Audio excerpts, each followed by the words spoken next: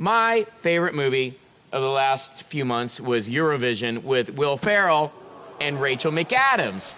And I think there was like a Snow Owl character. I think, oh, look at Will right there. He's probably like, oh, you're right again. Oh my goodness. I'm embarrassed. You're on to me. Will Ferrell, Rachel McAdams, Eurovision, Snow Owls, amazing.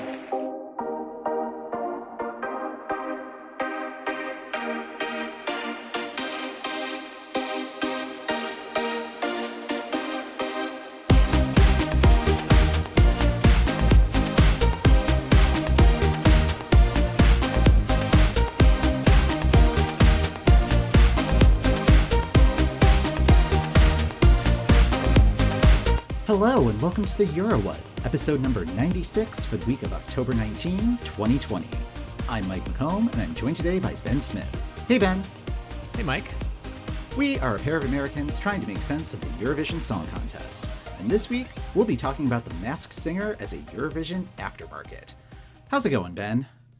I'm very excited, Mike. We finally get to talk about The Masked Singer on our non-Masked Singer podcast.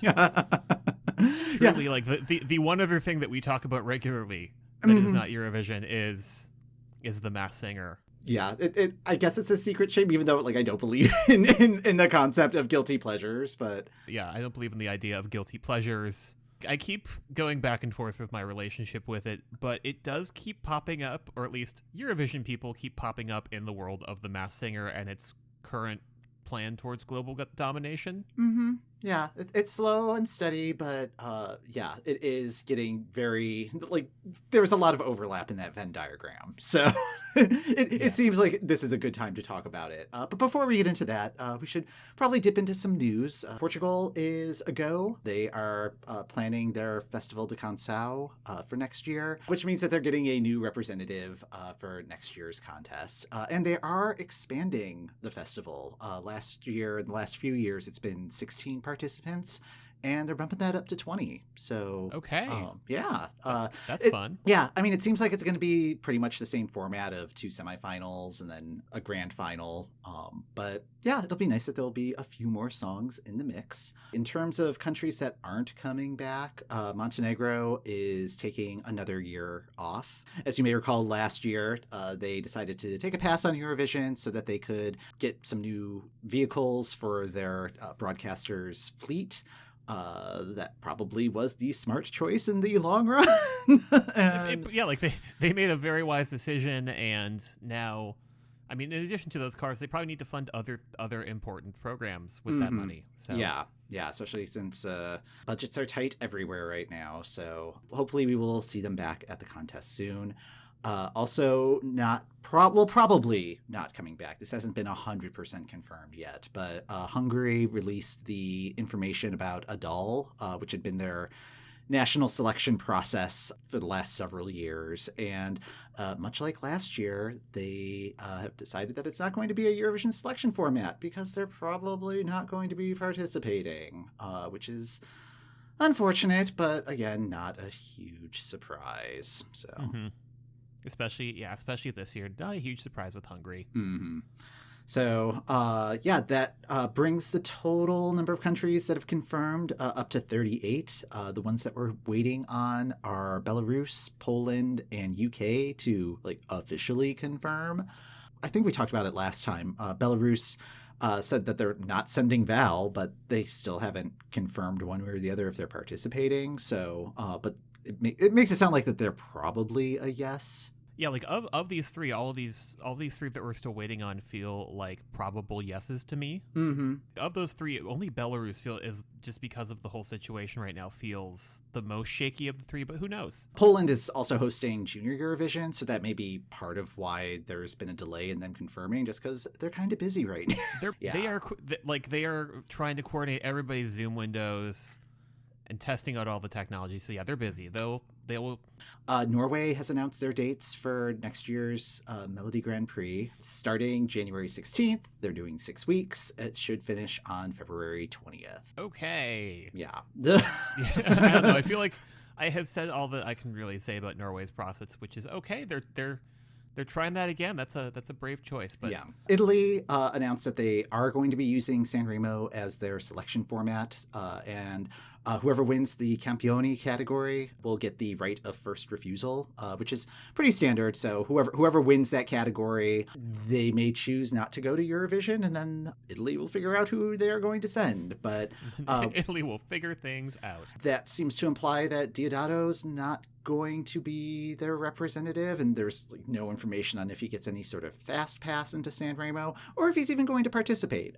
He's a busy guy, so he may be working on other stuff and not participating. It's all a big question mark right now. So Elsewhere in the news, Mike, I feel so often with Eurovision in the wild, we have to be reactive people. We have to go, why is this here? And for once, we get to be proactive about these things. Yay. Yes, isn't it nice? Yeah. Anyways, I got an email last Thursday that Iceland Airwaves, which we talked about on the show last winter, this year's festival was, I don't think it was really canceled so much as just we're postponing it to 2021. Like literally the lineup is remaining the same. It's just happening November 2021. Dathi Freyr was part of the lineup for that. And now they just announced as of October 15th that this November, on the 13th and 14th, they'll be doing a live stream event called Live from Reykjavik. Oh, awesome. It is a heck of a lineup. So on November 13th and 14th, the two big names that jumped out to me as a person who hosts a Eurovision podcast are 2020 prospective entrant Dathi Freyr will be participating as part of Saturday. Nice. And Hattari will also be participating as part of Saturday's excellent program. Yes.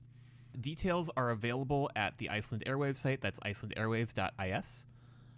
But the full lineup it's a really nice lineup. Like I have like a couple things that I was like crossing my fingers being like, maybe they'll get at it at a later date, but it seems like it's a pretty fixed lineup at this point.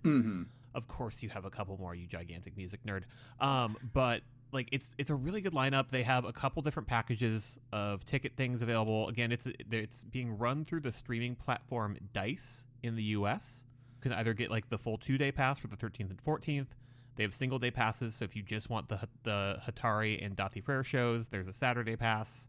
If the only thing you care about is Dathi Freyr, they have just a ticket for that. Oh wow. Oh, that's cool. Yeah. There's also the time zone advantage too. So yes. Yeah. Yeah. Oh, yeah. nice. No, you can you can attend the music fest and have it be normal hours. Ooh. As opposed to like standing in a Reykjavik rock club at 3 a.m. wondering what the heck you were doing. You were a 32-year-old adult. Yeah. You should be in bed right now. But you can watch it from bed. Oh, that's good. You can watch it so from nice. bed. Yeah. This is the advantage of living in 2020, it turns out. We will have the link to that in the show notes. Since we're on the topic of Iceland, Fire Saga has launched its For Your Consideration campaign, which, again, I'm not entirely sure how the Oscar eligibility is supposed to work because I feel like none of us do this year, and like honestly, if they wanted to figure something different out this year, they totally still have space to do that. So Netflix has a site set up with all of the things they want to have nominated. And judging by this page, it looks like they're submitting 5 songs for consideration for Best Song. So they've got Double Trouble, Ya Ya Ding Dong, Husavik, Lion of Love, and Volcano Man. It would be hilarious if all 5 ended up being the nominees like, because of the slate for this year is... How do you choose? Yeah, so there's all of those, and then they have a list of all of the like director, producer, screenplay, starring, and I was going through the list of named actors and actresses that they have, and they included Graham Norton, which I thought was kind of hilarious because he's only in it for 30 seconds. 45 seconds, something like that. Okay, so he's going for like the supporting actor roles. I guess. Yeah. So I'm kind of rooting for that just because I think that would be hilarious. But this year is such a weird year that anything could happen, really. So anything can happen. Congratulations to Graham Norton's agent. Excellent placement. We were talking about this before the show. In terms of the song category, I had forgotten that there's like a long list of songs that is kind of like a first round pick, and then they'll have the short. Does it go to short list and then nominees, or is the short list the nominee list? I think when I was saying long list, I meant short list. Okay. But yeah, so I will not believe that this movie is in is within striking distance of an Oscar until I see that short list of songs being considered and see a selection, if not multiple, from this film. Yeah. Although costume design, I can see that. Yeah, costume design, production design, definitely. Yeah, costume and production design. I would not be angry about, because they did a good job of building that world. Yeah, and I mean, with the song ones, like I think Husavik is a worthy contender. I do enjoy Lion of Love, but that is just it's a little too silly, and yeah, I'm worried that Yeah Ding Dong may split some votes. Yeah Ding Dong. Mike, I was away this weekend. How was Eurovision again? It was a lot of fun. Yeah, it ended up being the 1976 contest. It was a lot of fun. I ended up watching on Sunday night, just sort of by myself. Thought about live tweeting, was kind of tired, so I didn't. But no, it was a lot of fun, and like, there were a lot of Double Trouble connections. There were a lot of repeat performers. Oh, yeah. This is not everything, but these are the ones that jumped out to me. So host Corey Broken is a former winner who represented the Netherlands 3 times. Yeah. And then Save Your Kisses for Me, our eventual winner, beat out Coco in the UK selection. And of course, it wouldn't be an off-season episode without a connection to Bucks Fizz.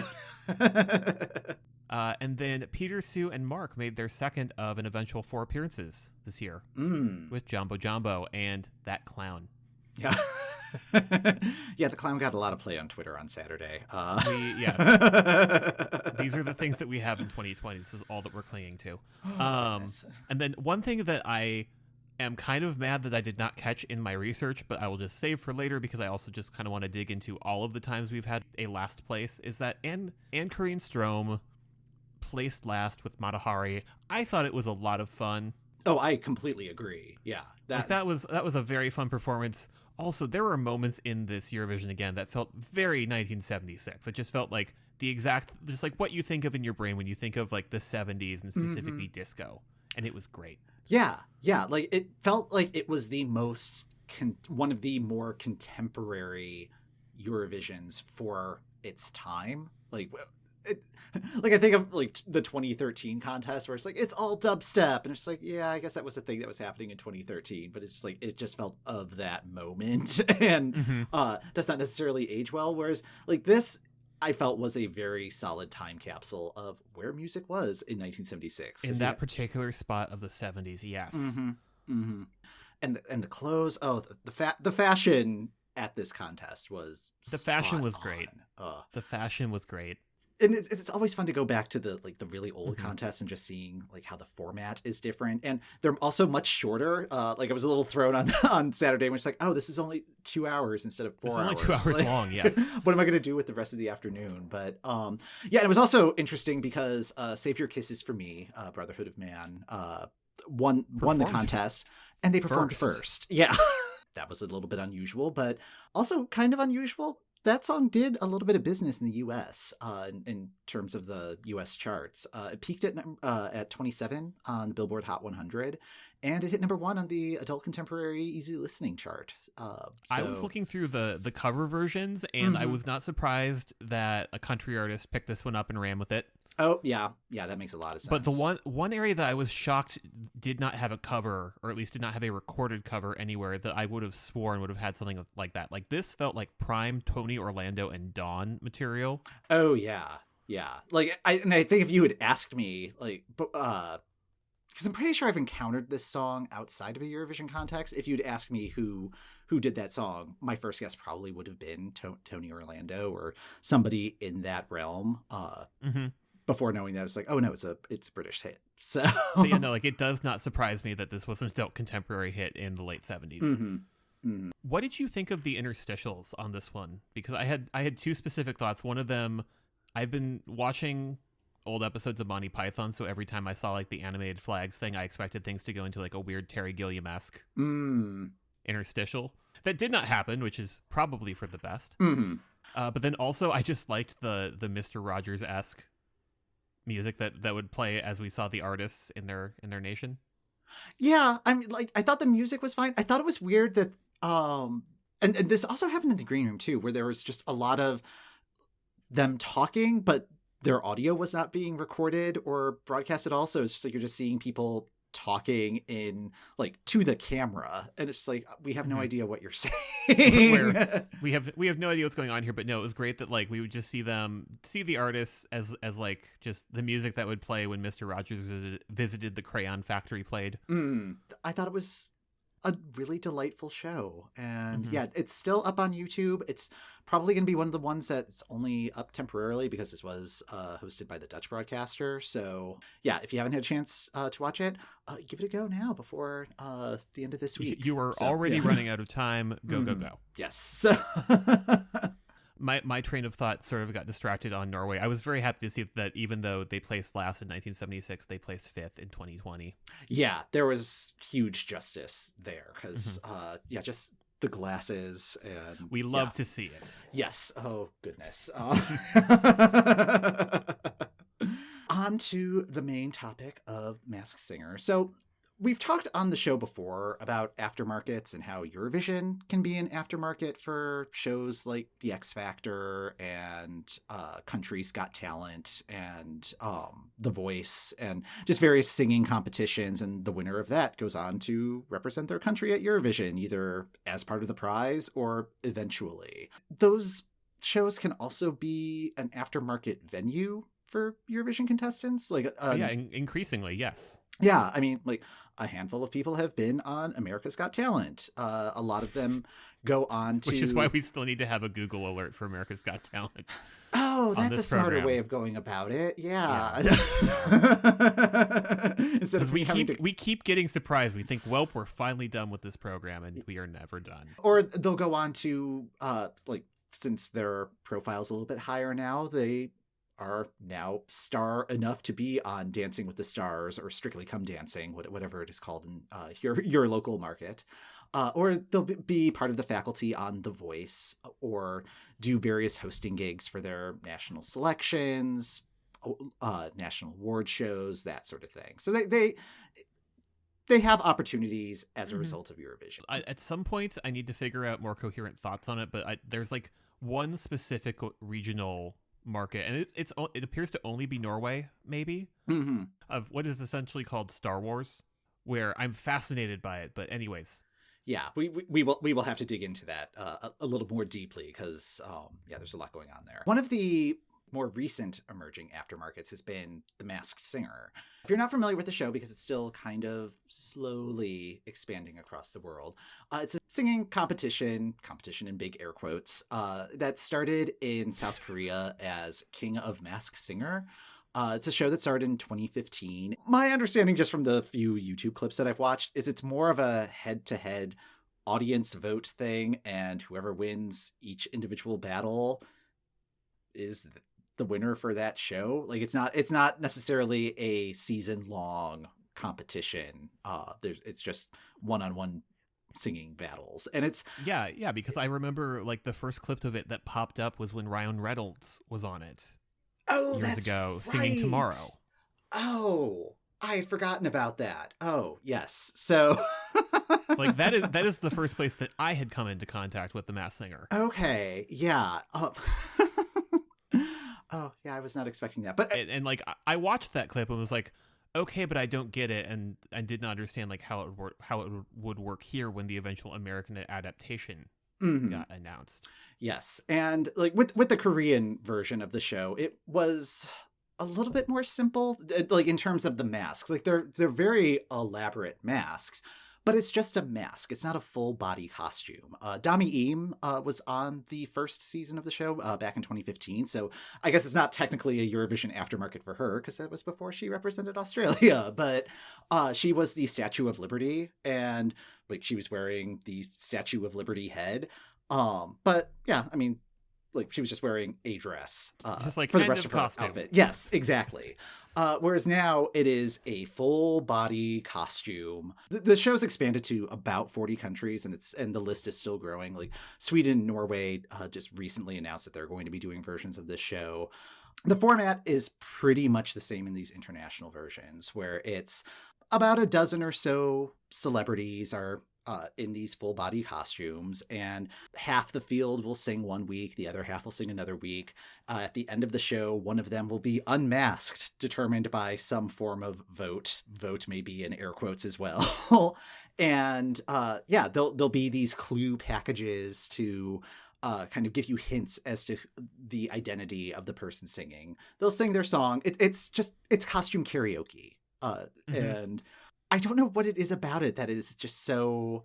Yeah, because when you describe it that way, I'm like, okay, but like, why did I get obsessed with this program? Mm-hmm.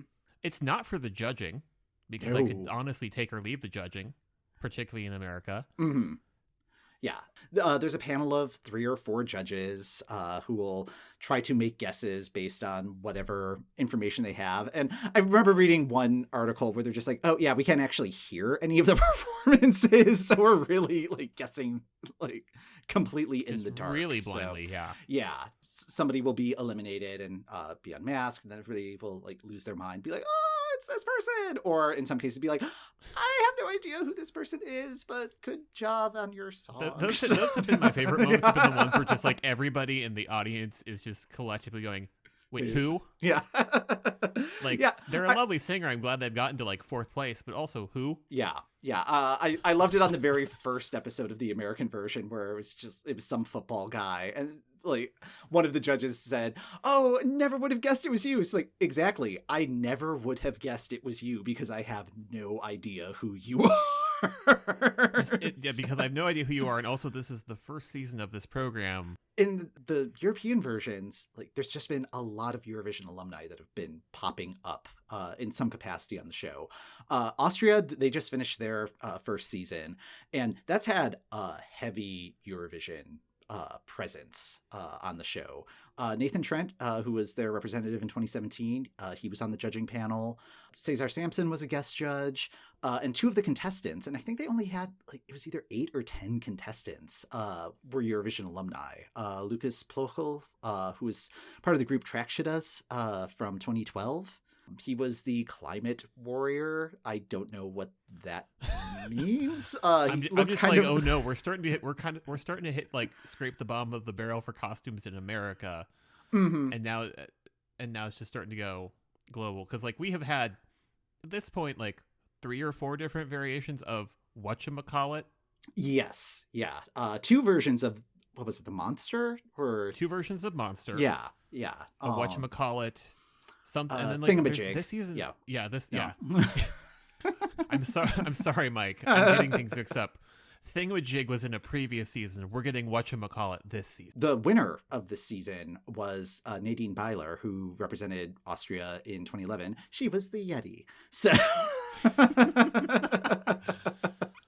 but yeah, I mean, like Bulgaria, France, Germany, they've all had Eurovision alumni. Russia's format's a little bit different. There was a clip that was floating around last year, mostly from me, of Sergei Lazarev in this T-Rex costume that was kind of a T-Rex in the style of Barney the dinosaur. So yes, he sent me the clip. Yes, and he was singing a Philip Kirkorov song to Philip Kirkorov, and managed to completely fool the panel. It was really an adorable clip, but it was also just a very crazy costume. It's like, I have no idea what's going on. And like people recognize that you might recognize from national finals are also popping up. Tim from the Netherlands 2012 national selection, which is the last time the Netherlands did national selection. The only reason I remember him was because I remember there was like the hashtag poor Tim that almost started trending because there was just some sort of disaster in his performance, or it was either a disaster in his performance or like the performances were just so lopsided that it was just like, oh, poor Tim. But I'm glad that he managed to stick with music and find himself on The Masked Singer. Erica Vickman from this year's Finnish selection was on the Finnish version of the show. And another contestant on the Finnish version was singer Pandora, who doesn't have a direct Eurovision connection, but this is the second time that she has come up on the show because she sued Scooch for plagiarism because of flying the flag.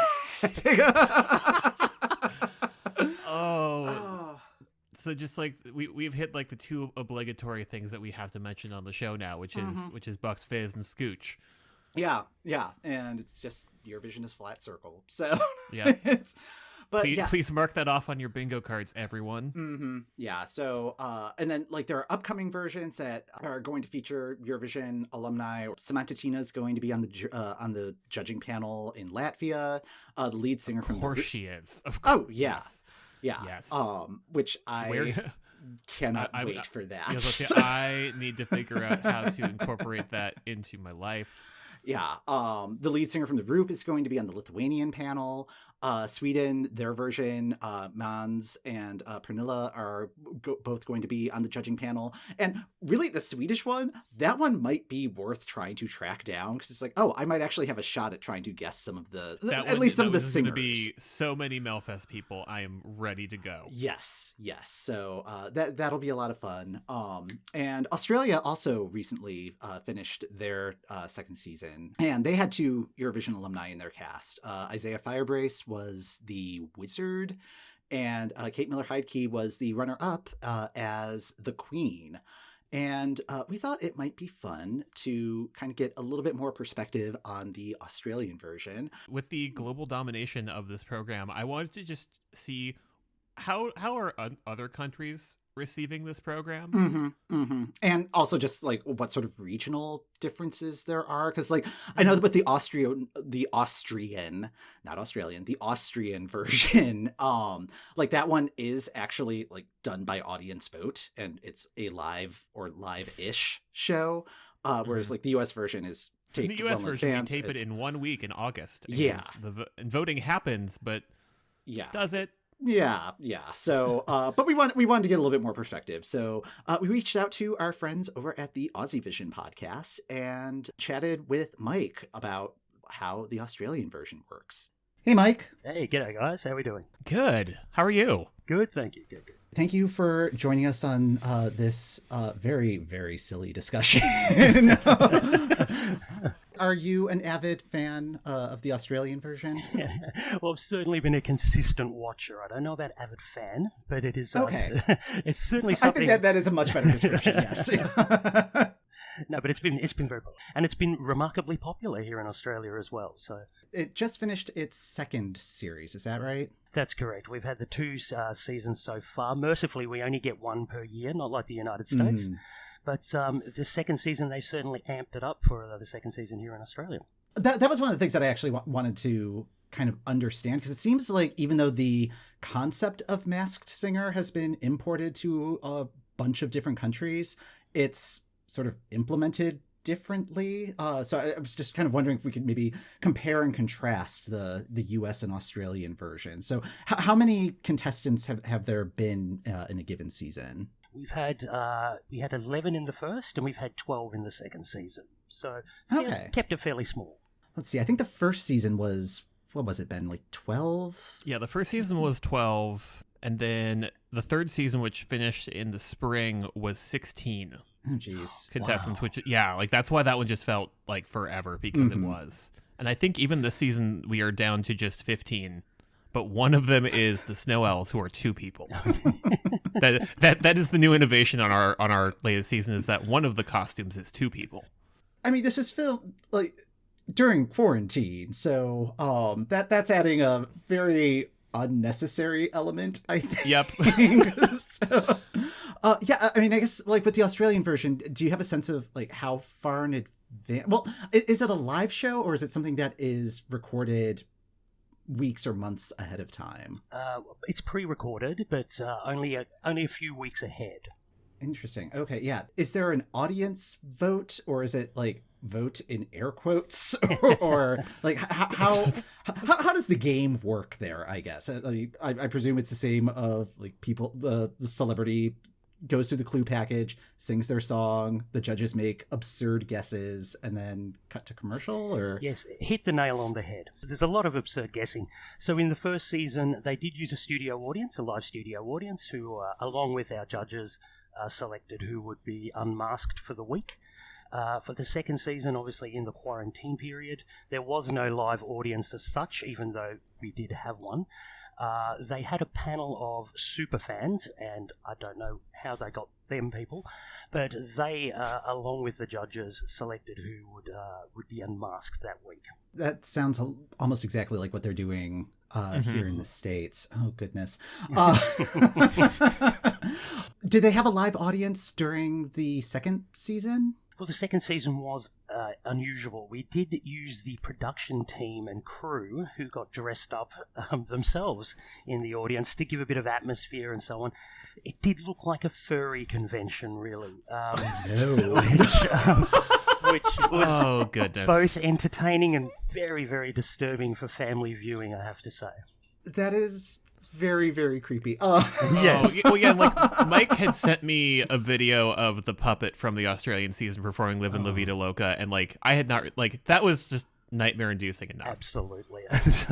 And just like somehow they kept voting him in. It's like, no, get that horrific thing off our screens immediately. Oh, good gravy. Oh, jeez. Does the US version air in Australia, or is it just the Australian version? Just the Australian version at this stage. You guys have been spared Ken Jeong, and I'm so happy that you have. Yeah. I did get to see a list of your sort of place getters, and you've had people like Gladys Knight and, of course, Bow Wow. So I'm sure you've had some interesting people.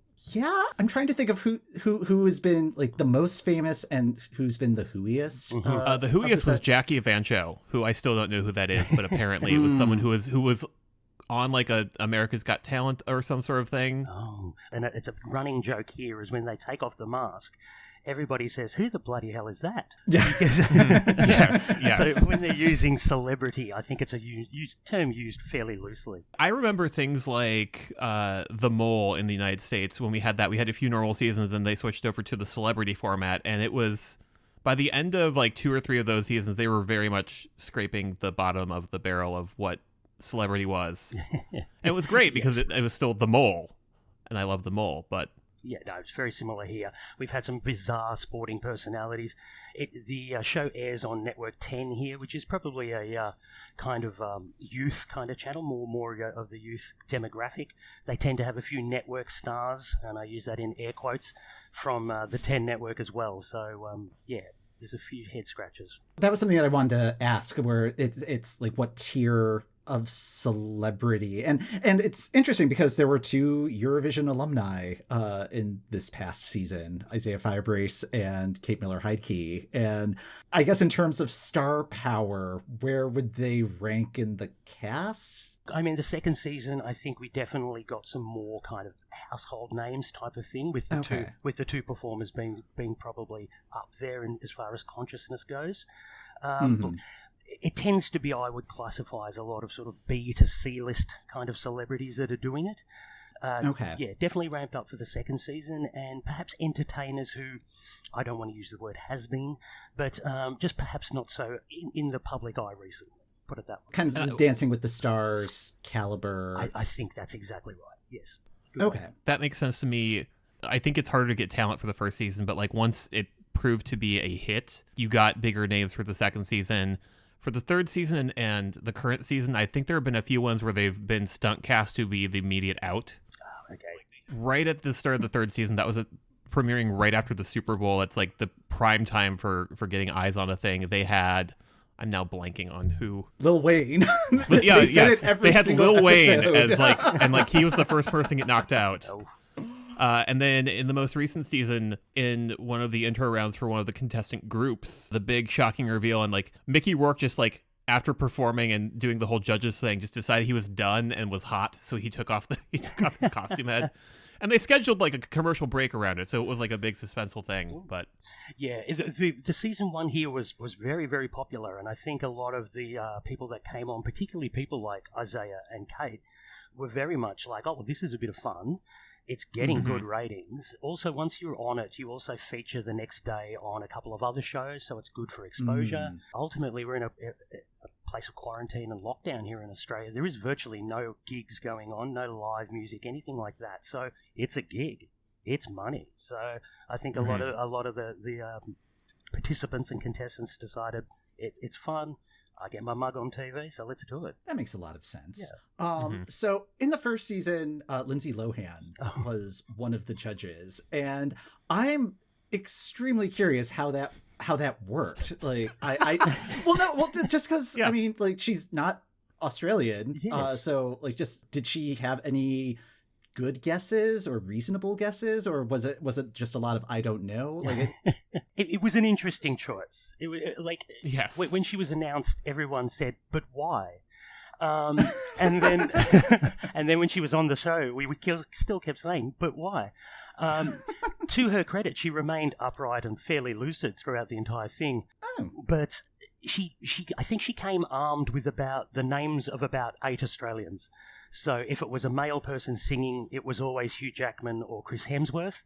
If it was a female singing, it was Kylie Minogue or Margot Robbie. So there was. We kept saying, but we could only afford you, Lindsay. We're not getting Margot Robbie on the show. Yeah, it was a very interesting choice. Unfortunately, or fortunately, due to travel restrictions, she wasn't allowed back in the country for season 2. I'm sure it had nothing to do with her season 1 performance.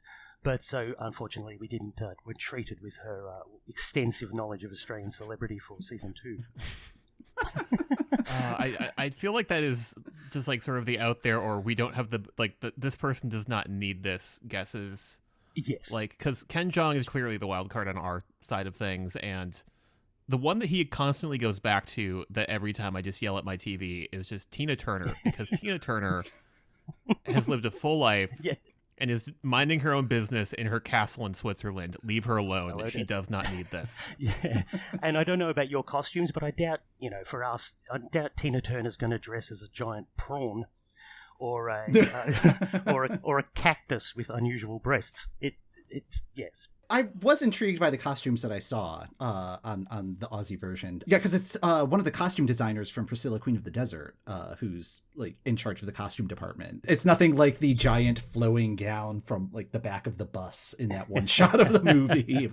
But they've definitely Tim Chappell, who did Priscilla, Queen of the Desert, he's award winning. And if there's one thing here in Australia, they really have gone all out with the costumes. A little bit bizarre for the concept sometimes, as I say, sort of giant prawn with a patch on its eye. We've had rhinoceroses, dragonflies, sloths, but they're really quite elaborate costumes, and how anyone could sing in one of those things is beyond me. But they're good to watch on TV. It just looks so heavy. Yeah. Mm-hmm. So is there anybody who has been on the show that we should maybe keep an eye on for possibly being in Australia Decides or somehow involved in Eurovision that wasn't already involved in Eurovision? I think the only one we could probably think of was Bonnie Anderson, who actually won the second season here. She's quite a talented singer. She's currently on, I'm not sure if you're aware of the long-running soap opera here, Neighbours, which launched... Oh, yeah. Yeah, she's currently... I am aware of it as a long-running soap. Yeah, and launched the careers of Kylie Minogue and a few other singers like Natalie Imbruglia, etc. So, if anything, we could possibly... And she's got a very sort of Jessica Mauboy-esque kind of voice. So I could imagine her possibly throwing her hat in a ring for an Australia Decides in future or so, but some of the others, some are from the theatre world perhaps, but probably none that jump out as like, oh, this person needs to give Eurovision a crack. I have joked that if America is allowed into Eurovision, that we should send the winner of The Masked Singer, but they are not allowed to unmask until after Eurovision. Yeah. It'll just be the astronaut all over again from Germany. We have sent the peacock. Yeah. Eurovision is already weird enough, guys. It's already weird enough. I don't know. Yeah, a former coworker of mine tweeted the other day, how come nobody told me that The Masked Singer was a Eurovision fever dream? So... Very true. But yes, speaking of Jessica Mauboy, do you think that she or Guy Sebastian or Montaigne will be on The Masked Singer anytime soon? Of those three, I think Montaigne would probably be the most likely candidate. She's a bit quirky herself, and she likes to do things that are a little bit out there. Guy Sebastian's currently one of the judges on The Voice here, which is the biggest show when it comes to these types of reality shows, so I think he's pretty good. And Jessica, I think she might be just a little rung above doing maybe The Masked Singer at this point, but hey, give it a few more years and who knows. Yeah. So would you say it's a step up, a step down, or a step sideways from doing Eurovision? I still think being selected as the Eurovision contestant here in Australia is still somewhat prestigious, so this is probably a little step down, but it's not a massive step. It's only a little step, not a massive one. Oftentimes, especially whenever there's a really stupid guest that the panel gives, we'll just be like, would this person actually do the show? I think this past week it was like, would Stevie Nicks do this show? Wow. Would Nicole Kidman do this show? Yeah, there was like a whole side conversation of like, okay, so does Ava Max know who Bjork is? Does Bjork know who Ava Max is? Yeah. Yeah, and I think part of the show's appeal is that sort of guessing and the interaction we find on Twitter here in Australia seems to be huge, because obviously they give the clues and people are taking wild stabs in the dark. But you're right, you know, some of the guesses, and you think that person surely wouldn't do it. But, who knows? Yeah, but you could be surprised. But, yes, exactly. I came up with a little bit of a game. I'm going to name someone, a Eurovision alum, and I'd like to know if you think if they would do The Masked Singer, and if they did The Masked Singer, what their costume would be. First one on my list, Celine Dion. Oh, gosh. I would have to say, I don't know if Celine would do The Masked Singer. I'm not sure she would. Ben? I'm going to take the opposite side. I think she's in a period where she's just kind of living her best life, and I feel like she would do it. Ooh. Like, she would do it for one episode, and she would be like the big reveal at the start of the season. Oh, see, I think she would do it just because she is a huge fan of Deal or No Deal. Like, she was on the NBC version a couple of times. I think she hosted the French-Canadian version, or it was like a guest host for a couple of episodes. Like, Wow, yeah, it's... I think she just has this kind of fun streak in her where, like, she would just embrace the goofiness of it. I think it might be more like her schedule wouldn't allow for it. But now, if she were to do the show, what would her costume be? Oh, I'd like to think of something uniquely Canadian, you know, sort of the caribou, or she would be an otter or something, but yeah. I'm trying to think of specifically Quebecois things, because she is French-Canadian, and they are very proud of their French-Canadian heritage. Yeah, I mean, the one thing that jumps to mind is maybe poutine, but... Yes, yes. I'm like, how do you make a poutine costume? Yeah. Next one that I have on my list, Salvador Sobral. Oh, dear. Yeah. I mean, he did feature in a Netflix movie, which I wasn't expecting, so who knows? Possibly. Yeah, I'd say a yes. Oh, interesting, Ben. I'm saying a hard no. Portugal does have a version of the show, but he has not appeared on it yet. They've done 2 seasons so far, but... I just feel like that goes into his whole plastic music thing, where like he would just point to that directly and never do it. I don't know. Maybe he's like really into costumes. I cannot think of what his costume would be, though. I would be something deadly serious with a scowl on its face. No. Skeleton, maybe? I don't know. Ben, any guesses? Or I do not have any guesses. Like I cannot. My brain cannot even fathom the concept of Salvador Sobral saying yes. Sweden just announced that they're going to be doing their version of Masked Singer. Would Anna Bergendahl do the show? I would say yes. Well, she's not coming back to Melody Festivalen, apparently, so, you know, she's getting a bit of exposure, so why not? I think Anna Bergendahl would do it. She seems to have a quite little good sense of humour streak into her as well, so, yeah, I'd say yes for that one. As I say, I can see her doing it. The other one, and I know this is not the question, Mike, but I can totally see Nana Gronvall. Oh, yeah. Well, like, she has already signed up. She's done carpool karaoke. She'll do... like, she probably did not get her trip to go sit in the car with James Corden, so she's probably already organised her own mask at this stage. But no, Anna Bergendahl would totally do it. And what would her costume be? Oh yeah, I'm thinking something snow leopardy. You know, you could see her prowling. Oh, I can see that working. Prowling around the stage, I could see. Just like a snow leopard, but wearing one of those fringy country jackets. That's it. I like or that or idea. not if she wants to showcase her non-country singing abilities. Yeah. And then the last one on my list, Alexander Rybak. Oh yes. Alexander would go to the opening of an envelope, let alone get on the Masked Singer. He's going to need to. He's going to need to be on break from grad school in Chicago, Mike. I guess, yeah. So would he be on the U.S. version? Now that would be the guesses from that panel. Yeah, who's that? Indeed. Ken Jeong just saying hello, Bjork. Yeah. All right. I think those are all the questions I had. When can we expect to hear from Aussievision again? I know you guys have been taking a break during this off season. Yeah, so we've enjoyed the little off-season break, although we're still pumping out the articles, etc. The team is doing a great job there. As far as audio goes, I think we'll do a bit of a preview or a review of the Junior Eurovision Song Contest, which is coming up, which should be interesting, particularly with the change in format, etc. That we may see some of it appear in the next contest. So I think it'll be a good examination of where the contest is heading. Excellent. And where can folks find you online? We're at AussievisionNet. You can find us on Twitter. We're also on Facebook, and then also our Aussievision podcast through any of your podcast providers. Excellent. Thank you so much for joining us, Mike. It's been a pleasure, guys, and keep up the great work. We love hearing you. Thank you. Oh, thank you. And that's going to do it for this episode of the Euro What. Thank you for listening. The Euro What podcast is hosted by Mike McComb, that's me, and Ben Smith. That's me. You can subscribe to the Euro What on the podcast app of your choice. When you subscribe, leave us a review, let us know how we're doing, and help other Eurovision fans find us. You can contact us on social media at EuroWhat or through our website at eurowhat.com, where you can find out how you can sound off and submit audio to the show. We're doing an Ask Me Anything for episode 100, and we'd love to include your questions, so please send those in. We'll be back in 2 weeks to try to make sense of what's new in Eurovision.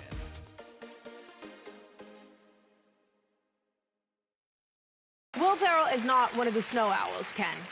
It's not his tone. Agree to disagree.